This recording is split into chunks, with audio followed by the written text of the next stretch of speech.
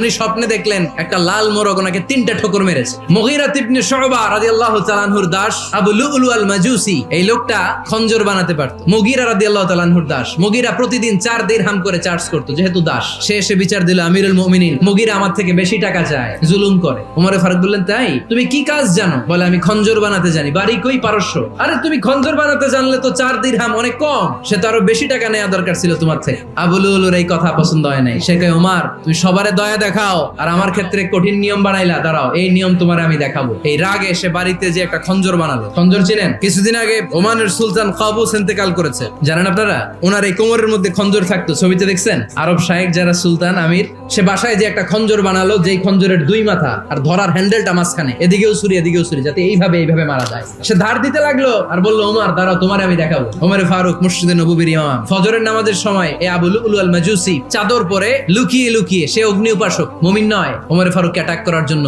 গেলেন। তখন ওনারা অন্ধকারে নামাজ পড়তো। নামাজের সময় যখন হলো, লুকিয়ে লুকিয়ে প্রথম কাতারে ওমর ফারুকের পিছনে মুয়াজ্জিনের পাশেই দাঁড়ালেন, হাতে খঞ্জর। একামত হলো, ওমর ফারুক সালাত শুরু করলেন, ফজরের সালাত, আল্লাহু আকবার শুরু করলেন, সূরা ফাতিহা বললেন। আরেকটা সূরা যখন পড়তে যাবেন, in the mean time Abu Lulu এই খঞ্জর নিয়ে ওমর ফারুকের বুকের মধ্যে 3টা স্টেবিং করলেন। একটা মারলেন নাভির নিচে, মারার সাথে সাথে পাকস্থলী কেটে গেল। আরেকটা মারলেন পাজরে, পাজর ছিঁড়ে গেল। 3টা মারার পরে ওমর ফারুক বললেন, কাতালানি আল কালব, এক কুকুর আমাকে মেরে ফেলেছে। পেছন থেকে এক সাহাবীকে টান মেরে সামনের দিকে নিয়ে গেলেন, তুমি নামাজের ইমামতি করাও। আর ওমর ফারুককে বাকিরা ধরাধরি করে পেছনে নিতে আরম্ভ করলেন। আর এই আত্মাই আক্রমণ যে করেছে, সে কাতারের মাঝখান দিয়ে যেতে আরম্ভ করলো আর 2 দিকে ছুরি মারতে আরম্ভ করলো। 13 জন সাহাবীর গায়ে ছুরি মেরেছে, 7 জন সাহাবা স্পট ডেথ, জায়গায় মৃত্যু।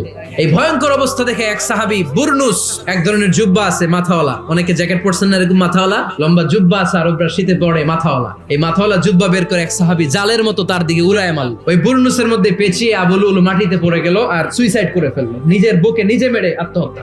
যেই সাহাবীকে ইমামতির জন্য দাঁড় করালেন, উনি ছোট্ট সূরা দিয়ে প্রথম রাকাতে সূরা আল কাউসার, দ্বিতীয় রাকাতে সূরাতুল ইখলাস দিয়ে নামাজ শেষ। ওমর ফারুক বেহুশ, সবাই কান্নাকাটি করতেছে, সবাই দেখতে গেলেন, এখন হুঁশ ফিরে না। মুখের মধ্যে, মুখ খুলে রাষ্ট্রের চিকিৎসক মুখের মধ্যে দুধ দিলেন, ওই নাভি দিয়ে দুধ বের হয়ে যায়। তারা বললো, ওনারে বাঁচানো সম্ভব না, দেখেন হুঁশ ফিরে কিনা। হুঁশ ফিরলে ওনার পরে কে আমির হবে, উনি যেন প্যানেল ঠিক করে দিয়ে যায়। সবাই তাকিয়েছে ওমর ফারুকের চোখের দিকে। আল্লাহর মেহেরবানিতে ঘন্টা খানিক পরে উনি চোখ খুললেন। চোখ খোলার পরেই বলেন নাই, ও মা আমি মরে যাই। চোখ খোলার পরে উনি বলেন নাই, কে মারলো আমারে। চোখ খোলার পরে উনি বলেন নাই, আমার পরে নেতা কে হবে। চোখ খোলার পরে সর্বপ্রথম কথাটি ছিল, আসল্লান নাস, আমার নেতৃত্বে যে ফজরের নামাজটা শুরু হয়েছিল, এটাকে ঠিক মতো তোরা পড়েছিলি? This is Omar, our super hero. নেতা অনেকগুলো লাগে না, এরকম নেতা একটাই যথেষ্ট, যে গোটা বিশ্বকে কাঁপায় দিতে পারে। চিল্লায় বলো ঠিক কিনা?